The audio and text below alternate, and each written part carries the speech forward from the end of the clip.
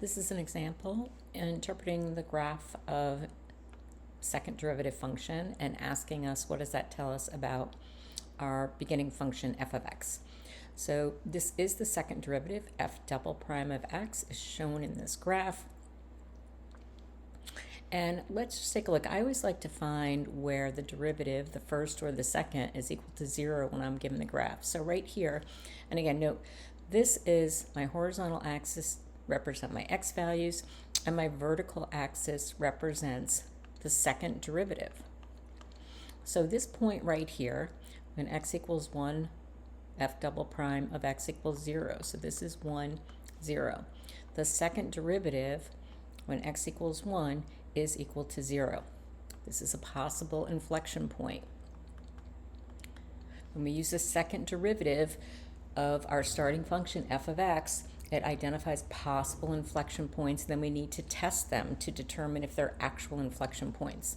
I come across my graph here. The next place where the second derivative is equal to 0 is this point here, 7, 0. So when x equals 7, the second derivative is equal to 0. This is also a possible inflection point.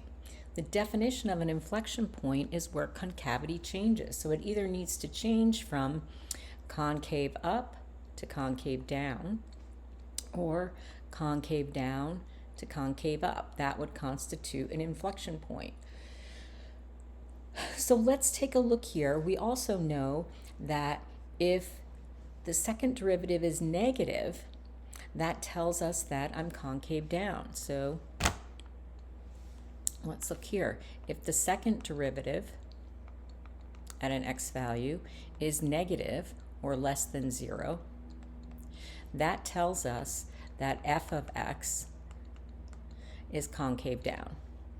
If the second derivative at some x value is greater than 0 or it's positive, that tells us that f of x is concave up.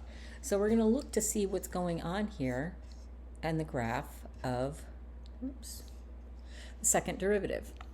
So the second derivative is below, all the f of x, f double prime of x's are below the x-axis here.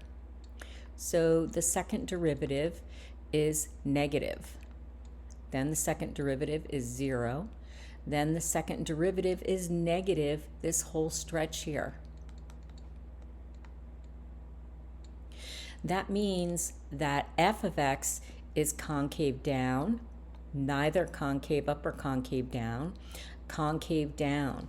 So when x equals 1, I don't change. It's negative, 0, negative. So this is not an inflection point. It's not an inflection point.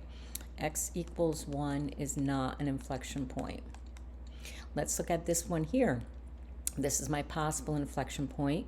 I'm concave down this whole way. I'm neither concave up or down here because the second derivative is equal to 0.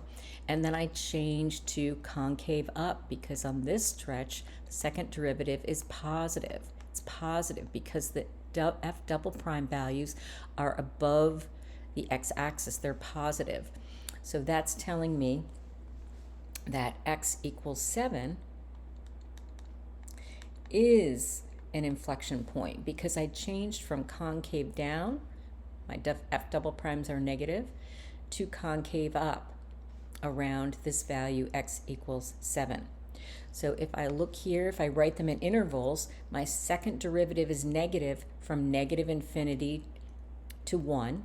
Right? At this point 1, because the second derivative is 0, it's neither concave up or down, so I can't write it as just one interval. I have to separate it. All right? So now I'm concave down again between x equals 1 and x equals 7. That tells me something about f of x. It tells me that f of x is concave down between negative infinity and 1 and 1 to 7. On this stretch here, my second derivative is positive because those second derivative values are above the x-axis. They're positive. This is telling me that f of x is concave up on the interval 7 to infinity. So I have, let's see what the question says, at what x value does f of x have an inflection point where f of x changes from concave up to concave down? Well, that doesn't exist. I'm concave down to concave up. I don't have any point. I don't have any point where I change from concave up to concave down. Then it says, at what value do I have an inflection point where f of x changes from concave down to concave up? Right here, I'm concave down, inflection point, concave up. So at x equals 7, right here, x equals 7, that is an inflection point where I'm concave down, and then I have my inflection point, and then I'm concave up.